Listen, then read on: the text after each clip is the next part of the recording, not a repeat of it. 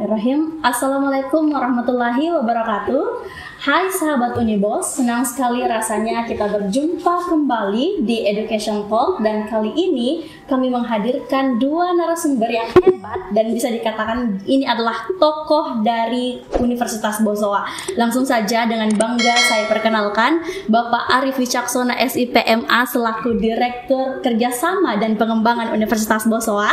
Kemudian narasumber kedua kita ada yang tak kalah istimewa dan spesialnya di kalangan Universitas Bosowa, yaitu Bapak Dekan Fakultas Ilmu Sosial dan Ilmu Politik Universitas Bosowa, Bapak Dr. Andi Burhanuddin, SSOS MSc.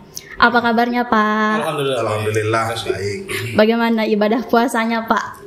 Iya, lancar-lancar saja. Lancar, meskipun kita hampiran ini karena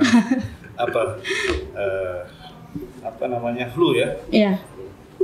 Senang sekali dan sangat bangga rasanya kita bisa bergabung di meja podcast ini dan membahas isu-isu yang fenomenal dan kontroversial saat ini. Dan sebelum kita masuk ke sana, mungkin Bapak sudah tahu tema apa yang akan kita bawakan hari ini, yaitu tentang gagal jadi tuan rumah, bagaimana Indonesia di hadapan dunia.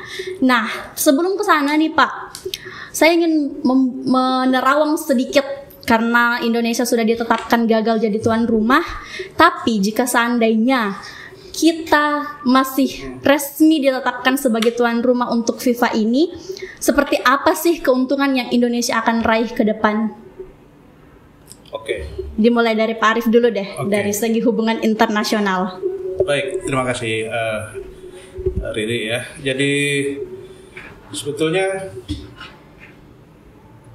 dalam konteks politik dan hubungan internasional kemarin itu fenomena gagalnya kita menjadi tuan rumah Piala Dunia umur 20 ya. Itu sebenarnya hal yang biasa dalam olahraga atau sebaliknya ya.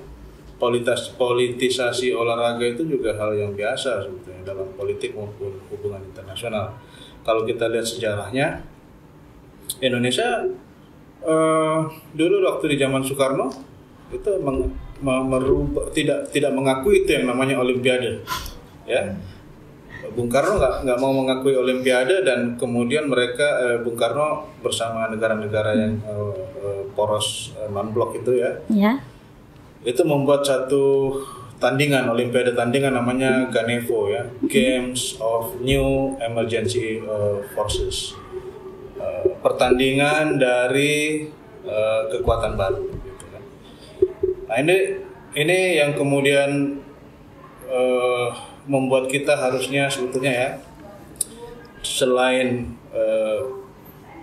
ada kontroversi yang seperti itu di Indonesia kemarin, harusnya kita juga harus sadar bahwa sebetulnya olahraga terutama sepak bola itu memang sangat rentan dipolitisasi dan itu sebetulnya nggak ada masalah gitu. Terkait dengan pesertanya misalnya seperti Israel ya, katakanlah seperti Israel. Kalau saya pribadi sih sebagai warga negara ya menginginkan sebetulnya pertandingan itu jadi dilaksanakan. Apalagi Pak Presiden kan sudah memberikan secara lengkap, mulai dari perpresnya, inpresnya ya, sudah ditunjuk dua daerah, Denpasar dengan Solo gitu kan. Tiba-tiba ada semacam hal yang tidak kita sangka ya. Tapi kalau dilihat dari segi internasionalnya nih Pak, kira-kira kalau Indonesia jadi menggelar FIFA di Indonesia ini saat ini, keuntungan seperti apa yang akan kita dapatkan? Keuntungan ekonomi pasti karena saya yakin Presiden maupun Ketua Umum PSSI pasti akan melaksanakan, ngotot ya untuk melaksanakan itu karena pertimbangan itu. Yang kedua, kalaupun yang ditakutkan orang itu adalah dari segi hubungan Indonesia dengan Israel ya, yang tidak punya hubungan diplomatik, itu sebetulnya nggak ada masalah. Kenapa? Karena secara perdagangan misalnya atau secara kerjasama yang lain di luar kerjasama diplomatik bilateral, orang Israel, pengusaha Israel banyak yang sudah berusaha di Indonesia gitu. Orang-orang Israel juga sepertinya nyaman begitu di Indonesia. Saya sendiri pernah mengenal orang Israel yang jago pertanian ya, kebetulan temannya Pak JK, dan pada saat itu secara kebetulan saya diminta untuk mengawal beliau. Saya kaget juga, oh ini ternyata temannya Pak JK orang Israel dan tidak ada masalah, tidak ada masalah. Nah sekarang kemudian terjadi yang seperti itu, ya kita lihatlah bagaimana nanti. Nah dari sisi Pak Arief tadi sudah dijelaskan Pak, dari segi internasionalnya. Kalau dari segi politiknya nih Pak, kira-kira keuntungan apa yang akan didapatkan Indonesia jika seandainya FIFA resmi digelar di Indonesia? Ya, jadi tadi telah dijelaskan oleh Pak Arief bahwasanya ada aspek historis ya terjadi di mana era Orde Lama itu pernah terjadi penolakan di zaman Soekarno gitu. Nah, kalau menurut saya kondisi hari ini dengan aspek historis yang lalu itu tentu sudah berbeda. Nah, saya melihat ini adalah sebuah kesempatan langka bagi sebuah negara di dalam pelaksanaan atau dipercayakan menjadi tuan rumah U20 gitu. Pada prinsipnya kita menyayangkan situasi seperti ini terjadi, tetapi di satu sisi ada saya lihat inkonsistensi di sini terjadi gitu. Karena sebelum wacana U20 ini dilaksanakan, telah ada beberapa World Cup yang dilaksanakan di Indonesia, taruhlah badminton, terus panjat tebing terakhir gitu. Bahkan delegasi Israel juga itu ada. Tetapi penolakan itu tidak semasif hari ini bola. Mungkin karena eksposenya itu yang berbeda. Tinggi eksposenya. Ya. Kalau di bola itu eksposenya tinggi, jadi daya tarik politiknya itu bagus ya. Sementara di cabang olahraga lain itu tidak, eksposenya cenderung kecil. Tapi saya melihat bahwasanya inkonsistensi para politikus kita di dalam mengaitkan persoalan keberadaan Israel dalam konteks olahraga dengan sikap negara dalam hal ini sesuai dengan amanah undang-undang ya, terkait dengan penjajahan, penghapusan penjajahan di muka bumi.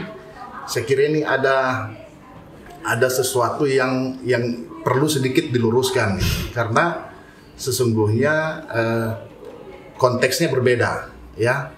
Di satu sisi FIFA adalah lembaga otonom ya, bukan government. Betul. Dia adalah lembaga independen, mempunyai aturan sendiri, regulasi sendiri. Sementara di satu sisi wacana yang dilemparkan oleh para tokoh politik yang kontra terhadap keberadaan Israel dalam Piala Dunia ini, itu sesungguhnya konteksnya adalah government. Jadi ada bias persepsi di sini mungkin yang perlu sedikit lebih dipahami gitu. Nah, terkait bias persepsi ini nih Pak. Ya. Kalau kita fokus ke depan melihat keuntungan Indonesia yang akan banyak didatangi negara-negara, kalau dari segi politisnya bisa diuraikan coba Pak? Iya, jadi momentum olahraga, apalagi dalam level FIFA, konteks dunia ini tentu mempunyai regulasi yang sangat ketat di dalam menetapkan sebuah negara menjadi tuan rumah. Nah, satu kebanggaan sebenarnya di mana Indonesia ditetapkan sebagai tuan rumah dalam pelaksanaan U20. Tentu ini akan memberikan implikasi politik yang sangat baik dalam konteks negara ya gitu. Paling tidak pertama adalah akan munculnya sebuah trust dari negara-negara lain peserta FIFA dalam hal ini, itu melihat eksistensi Indonesia yang begitu mapan ya. Kedua tentu dalam aspek ekonomi, politik ekonomi ini akan memberikan bias dampak ekonomi yang cukup besar dengan perhelatan akbar ya, Piala Dunia. Dan yang ketiga tentu dalam prestasi anak bangsa, di mana tentunya dengan event kejuaraan dunia pasti akan menjadi sorotan para perekrut atlet-atlet potensi. Karena apa? Merekrut atlet dalam usia 20 tahun itu mempunyai nilai komersil yang tinggi gitu. Ya, sementara mereka bisa merekrut itu dengan harga yang murah, tetapi mempunyai efek jangka panjang itu yang besar. Saya kira dalam persoalan ini ya tentu juga terbuka ruang bagi Indonesia untuk melaksanakan event-event dunia yang lebih besar lainnya gitu, seperti Olimpiade dan lain-lain. Nah, seperti ini yang seharusnya kita luruskan bersama ya Pak, karena saat ini kita adalah kalangan akademisi yang berhome base di Universitas Bosowa, dan sebenarnya terjadi pro dan kontra dari adanya kegagalan Indonesia menjadi tuan rumah bagi FIFA ini. Tetapi yang menjadi permasalahan besar saat ini adalah, dan yang menjadi banyak perbincangan di kalangan masyarakat khususnya di hadapan dunia, kenapa dibatalkan di H-2 bulan? Padahal ini kan sudah menjadi isu yang digaungkan FIFA sejak 2019. Nah, kita baru dibatalkan di Maret, sedangkan akan digelar di Juni. Nah, seperti apa nih pendapat Pak Arif dulu deh? Ya, oke. Jadi yang perlu kita pahami sebetulnya untuk dalam rangka meluruskan kan, dalam rangka itu menjernihkan suasana, sebetulnya FIFA itu seperti yang tadi dibilang Pak Dekan adalah badan otonom. Badan otonom yang merdeka, independen, dan sudah mirip perusahaan lah gitu ya. Yang salah satu sifat utama yang mengikuti FIFA itu adalah non-intervensi. Problematika kita sebetulnya itu kita nggak pernah belajar dari sejarah. Pertama, yang kedua, Indonesia nggak satu kali ini diperingatkan oleh FIFA ya. Kita ini yang kedua sebetulnya. Untung kemarin hukumannya itu bukan hukuman yang berat ya. Tahun 2015 kita itu dipotong 1 tahun itu masa perkembangan sepak bola kita oleh FIFA. Karena apa? Karena persoalan tadi Indonesia terlalu ikut campur dalam menentukan segala macamnya gitu kan. Padahal FIFA ini seperti yang tadi sudah disampaikan, ini adalah netral, independen ya, yang apa namanya punya motto itu fair play ya, dan itu tidak dipenuhi oleh Indonesia. Nah makanya ya mungkin orang Indonesia ini berpikir bahwa FIFA ini seperti liga sepak bola tarkam ya gitu ya. Liga sepak bola antar kampung ya Pak Dekan ya. Jadi bisa diintervensi oleh Pak Lurah atau Pak Camat gitu. Jadi agak sulit juga kita bisa membayangkan bagaimana negara sebesar Indonesia itu kemudian tidak berpikir sampai ke situ ya. Di luar ini ya, di luar bahwa FIFA juga sebetulnya bukan sama sekali tidak bersalah gitu. Kalau dalam kacamata saya FIFA juga sangat punya potensi untuk melakukan kesalahan, dan oleh karena itu banyak yang mengatakan bahwa sebetulnya FIFA ini standar ganda. Ya kan, standar ganda karena di sisi yang lain apalagi namanya penetapan venue dari U20 ini secara internasional, dia itu kan dia semaunya dia gitu. Jadi akhirnya kemudian ini juga yang perlu kita luruskan, bahwa baik Indonesia sebagai pemerintah Indonesia maupun FIFA itu sebetulnya masing-masing punya porsi kesalahan ya. Gitu. Dan kita ini sebagai warga negara nggak bisa, apalagi netizen ya, nggak bisa begitu saja kemudian ikut dengan gelombang ini gelombang itu gitu kan. Apalagi kita warga kampus ya, intelektual muda, teman-teman mahasiswa, ya sebelum kita bersuara gitu kan, coba dilihat dulu deh, dikaji dulu gitu kan, sebetulnya datanya ini seperti apa, sehingga kemudian ketika kita berbicara misalnya di depan publik apa yang kita sampaikan itu memang punya dasar yang kuat gitu sebagai entitas ilmiah ya, entitas akademik gitu. Nah, beralih ke Pak Dekan nih, terkait dengan pandangan Pak Arief tadi terkait dengan klarifikasi untuk keluar sana kita menghadirkan mahasiswa-mahasiswa yang harusnya intelektual. Bagaimana seharusnya kita menanggapi isu-isu atau kabar-kabar yang belum jelas diketahui referensinya, Pak? Iya. Jadi paling tidak argumentasi yang harus dibangun itu berbasis data, sehingga ada pertanggungjawaban personal itu terhadap publik. Gitu. Karena pada saat argumentasi digaungkan tanpa berbasis data berarti ini hanya sekedar ngomong-ngomong atau melempar wacana yang tentu kebenarannya tidak dapat dipertanggungjawabkan gitu. Nah, mahasiswa sebagai intelektual muda itu seharusnya kritis, tidak buta, tidak begitu cepat menerima informasi tanpa sebuah kajian yang lebih dalam lagi gitu. Jadi harapan kami ke depan paling tidak anak-anak kita ini pada saat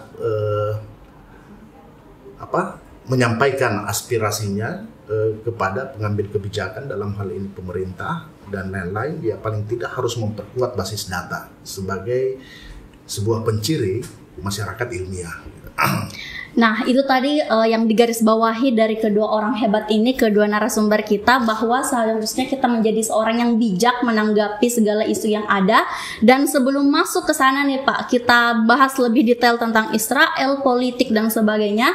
Di sini tujuan kami menghadirkan podcast ini, kami ingin menghadirkan opini yang berimbang, karena sayang sekali dengan potensi yang begitu besar dimiliki oleh Universitas Bosowa, kita memiliki orang-orang hebat yang mampu menyampaikan pendapatnya secara logis dan berdasarkan keilmuan. Nah, inilah yang kami inginkan, bahwa kami menghadirkan pendapat yang berimbang berdasarkan keilmuan, jadi bisa nantinya menjadi referensi untuk sahabat-sahabat Unibos yang ada di rumah dan menyaksikan kita untuk bisa kembali berpendapat berdasarkan podcast ini. Nah, masuk nih. Tadi sudah dijelaskan di awal oleh Pak Arief tentang politisasi sepak bola. Namun, apakah pantas sepak bola dicampur adukkan dengan politik? Iya, ini bukan soal pantas tidak pantasnya ya, Riri. Ini persoalan bagaimana kemudian orang harus berpikir, teman-teman harus berpikir bahwa everything is politik gitu. Bahkan hidupmu itu dari bangun tidur sampai tidur lagi adalah politik gitu. Sekolahmu, kuliahmu itu adalah politik, apalagi sepak bola gitu. Nah, sepak bola ini nggak bisa dipisah sama politik sebetulnya. Nah, tergantung bagaimana kita kemudian memahami memahami itu yang pertama ya. Yang kedua, tergantung juga bagaimana kemudian pihak-pihak yang terkait dengan sepak bola dan pihak-pihak yang terkait dengan politik itu bisa membijaksanai setiap pikiran dan tindakannya. Kenapa? Karena pasti ada dampaknya. Ya, pasti ada dampaknya. Contoh ya, contoh kecilnya kalau kita di Makassar itu ada PSM. Iya. PSM kemarin menang. Ya kan? Jadi juara liga.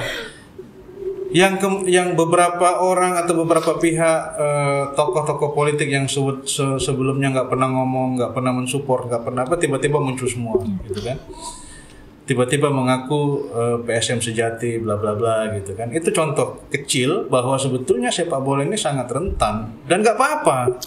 Tergantung dari bagaimana kita mengelola politisasi itu, bagaimana kemudian kita mengelola hubungan antara politik dan olahraga, terutama sepak bola itu, sehingga kemudian lebih banyak positifnya ketimbang negatifnya, gitu. Nah, beralih kepada Kan nih, karena sudah dijelaskan tadi dengan sepak bola itu pasti akan ada politiknya, dan pasti dari segi ilmu politik juga pun begitu, Pak. Nah, kalau dikesangkut pautkan dengan Israel yang kini menjajah Palestina dan tak ada habisnya, bagaimana pendapat Bapak terkait dengan Indonesia yang mempermasalahkan Israel masuk ke dalam tim sepak bola ini? Ya, jadi sebagaimana saya katakan di awal bahwasanya FIFA ini adalah lembaga independen yang mempunyai regulasi sendiri. Gitu. Proses masuknya Israel dalam kontestasi U20 ini 2023 ini tentu melalui sebuah proses yang panjang ya. Israel adalah salah satu negara yang lolos kualifikasi Eropa sehingga dia masuk. Gitu. Nah, Indonesia ditetapkan jadi tuan rumah U20 ini itu tahun 2019. Sementara Israel ditetapkan menjadi salah satu peserta U20 itu adalah 2022. Ya. 2022. Nah, pasca itu muncul. Tetapi yang sangat ironis karena ini bukan diawali oleh negara, tetapi ini diawali oleh penolakan ini diawali oleh aktor-aktor politik yang notabene adalah Gubernur Bali salah satunya ya yang awalnya menyentil persoalan itu, di mana sebelumnya itu juga telah menandatangani bahwasanya dia siap untuk menjadi tuan rumah dari 6 kabupaten ya 6 daerah di Indonesia itu yang bersedia. Ya, termasuk Gubernur Jawa Tengah. Termasuk Jawa Tengah. Nah, setelah sentilan dari Bali menyusul Jawa Tengah dan kemudian menjadi riak-riak penolakan dari ya tentu para aktor-aktor politik tertentu. Nah, tadi seperti dikatakan bahwasanya memang dalam sendi kehidupan kita itu tidak pernah lepas dari politik. Begitupun juga olahraga. Dalam olahraga ini ada politik ekonomi di situ. Kemudian ada politik internasional juga bermain di situ. Jadi memang tidak bisa dipisahkan. Cuman yang harus ditempatkan adalah porsinya. Karena sesungguhnya politik itu tidak hanya sebatas berbicara tentang konteks kekuasaan, tetapi kita berbicara tentang kebijakan, kita berbicara tentang hubungan internasional dan lain-lain. Jadi saya kira ini adalah pelajaran bagi kita semua, dan saya menganggap bahwasanya kemungkinan besar aktor-aktor politik kita juga ini yang melemparkan wacana di awal ini tidak memprediksi bahwasanya sejauh ini, karena diharapkan akan terjadi sebuah komunikasi, dialog sehingga mendapatkan jalan tengah. Gitu. Nah, ini yang sebenarnya saya singgung, Pak, karena saya lihat dari tindakan Indonesia saat ini, Indonesia sangat mengandalkan potensi yang ada. Kemudian dengan berbagai persiapan yang sudah matang dan kabarnya menggelontorkan dana senilai ratusan miliar bahkan triliunan yang saya baca tadi di CNN. Kemudian sangat banyaklah kepercayaan diri Indonesia untuk bisa diikuti oleh FIFA. Tetapi ternyata ini di luar dugaan. Nah, seperti apa nih kira-kira pendapat Pak Dekan terkait dengan hal ini, karena seharusnya di luar dugaan dan tidak berjalan sebagaimana mestinya? Iya, jadi tentu ada plus minusnya ya, tentu ada plus minus dalam hal ini. Saya sudah memprediksikan dari awal bahwasanya akan ada pemberian sanksi, pemberian sanksi kepada Indonesia sebagai pelaksana atau tuan rumah. Gitu. Yang perlu dipahami sebenarnya adalah mendudukkan masalahnya dengan jernih. Gitu. Indonesia itu adalah sebagai pelaksana atau tuan rumah, dia berfungsi sebagai host, tetapi yang mengorganize kegiatan pelaksanaan U20 itu adalah FIFA dengan regulasinya sendiri. Nah, ini yang mungkin ada tekanan kepada host itu untuk mengatur atau mengintervensi regulasi yang ada, ya, yang diterapkan, sehingga ada tuntutan untuk FIFA menolak atau mencoret Israel dari U20 untuk bermain di Indonesia. Gitu. Nah, tentu minusnya adalah anak-anak kita ya yang notabene adalah atlet-atlet potensial pemain bola kita masa depan dalam umur 20 tahun ini kan yang tidak memahami tentang situasi dan konteks negara. Mereka hanya ingin memacu prestasi mereka melalui dunia olahraga sepak bola gitu. Nah, sekarang imbasnya itu ke mereka gitu. Hilang kesempatan mereka untuk bermain dalam pentas dunia dan hilang kesempatan mereka untuk dilirik oleh para pemain-pemain pentolan-pentolan dunia untuk bermain dalam sebuah event yang lebih besar gitu. Jadi hilang kesempatan. Nah, tetapi untungnya Indonesia masih mempunyai kemampuan dalam membangun dialog gitu, komunikasi yang baik, sehingga efek pemberian sanksi itu tidak terlalu berat menurut saya sanksi itu tidak terlalu berat. Nah, langsung masuk nih ke Pak Arief. Terkait dengan gagalnya Indonesia jadi tuan rumah, seharusnya bagaimana dunia internasional menatap Indonesia saat ini, dan akankah kembali kita mendapatkan kepercayaan untuk event-event besar lainnya? Iya, sudah pasti yang pertama terjadi, mata publik menuju ke Indonesia semua kan, dan citra kita, citra politik, citra persepak bolaan, dan citra yang lain gitu ya, itu pasti akan tercoreng dengan sendirinya. Nah, untuk membangun kembali citra ini sangat sulit. Kenapa? Karena semua yang dipersiapkan dari awal tidak pernah diantisipasi gitu ya, tidak pernah dibuatkan plan A, plan B-nya. Analisis SWOT ya Pak. Iya, gitu ya, bahwa bagaimana kalau ini yang terjadi. Dan itu sebetulnya kalau kita mau cermati, saya bukan membela FIFA ya, tapi itu dampak yang seperti itulah yang sebetulnya merupakan kelemahan dari Indonesia, dan menjadi cukup oleh FIFA untuk menjadi alasan bahwa Indonesia harus dicabut keanggotanya, karena Indonesia sebetulnya nggak siap gitu ya, seperti itu. Singkat saja nih Pak, harapannya ke depan untuk dimulai dari Pak Dekan lagi, ke depan untuk Indonesia bisa lebih bijak mengambil sikap atas segala isu yang meruak dan merebak saat ini. Ya, saya kira dengan hilangnya kesempatan ini menjadi host ya dalam Piala Dunia U20, maka paling tidak Indonesia harus kembali konsisten melakukan pembinaan atlet ya dalam prestasi sepak bola ini, karena dengan mengangkat kembali marwah sepak bola itu paling tidak bisa jadi ini menjadi pintu masuk dalam rangka membangun kembali trust internasional, dalam hal ini FIFA, untuk melirik lagi Indonesia sebagai tuan rumah dalam event-event yang lain gitu. Saya kira. Kalau harapan dari Pak Arief sendiri? Iya, saya sebetulnya berharap bahwa antara pemerintah dengan pihak yang mengurusi olahraga ini sebetulnya seharusnya satu visi ya, bagaimana melihat keolahragaan ini, terutama sepak bola, menjadi satu hal yang perlu diperjuangkan ke depannya. Kenapa? Karena kita punya banyak potensi, tapi kita nggak pernah punya banyak saluran untuk menjadi jangankan itu ya, untuk bermain saja dalam Piala Dunia kita agak sulit gitu ya, apalagi menjadi host gitu. Apalagi menjadi host. Nah itu, menurut saya, pesan saya seperti itu, harus jatuhkan visi antara pemerintah dengan persepak bolaan, sehingga kemudian visi itu harapan kita bisa menghasilkan satu tim nasional yang lebih baik gitu ya. Oke, sebagai penutup nih Pak, karena kita Universitas Bawasloa adalah akan mencetak kaum intelek lainnya. Kira-kira singkat saja Pak, untuk closing statementnya seperti apa yang dipersiapkan Unibos untuk menghasilkan generasi-generasi yang bijak menanggapi segala tantangan dan isu yang saat ini beredar. Dimulai dari Pak Dekan dulu, singkat saja Pak. Ya, paling tidak kita membekali mahasiswa agar mempunyai literasi politik yang lebih bagus, sehingga tidak termudah termakan hoaks.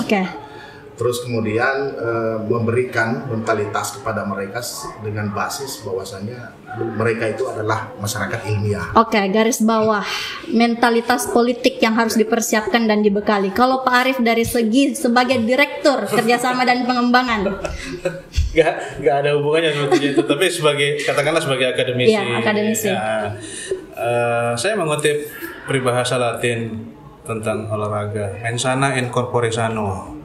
Artinya Pak, di dalam jiwa yang sehat terdapat dalam tubuh yang sehat terdapat jiwa yang sehat. Artinya kita semua harus sehat dalam memandang segala upaya kita ini untuk menjadi satu kampion olahraga dunia. Nah, perbincangan ini dihasilkan bahwa kita harus menghasilkan mental yang sehat, kemudian digarisbawahi dengan data dan riset yang benar, bijak dalam mengambil sikap. Itulah tadi perbincangan kita terkait dengan FIFA dan batalnya FIFA digelar di Indonesia, dan sangat menarik. Dan karena waktu kita sangat terbatas, sangat senang rasanya. Terima kasih Pak sudah meluangkan waktu di podcast kami ini, dan semoga ke depan kita bisa duduk bersama kembali membahas isu-isu yang hangat, kontroversial, dan menghadirkan opini yang tentunya berimbang sebagai akademisi dan sebagai pencetak generasi unggul ke depan. Itulah tadi saya host Riri Mulkhairi undur diri. Wassalamualaikum warahmatullahi wabarakatuh. Sampai jumpa di Education Talk lainnya.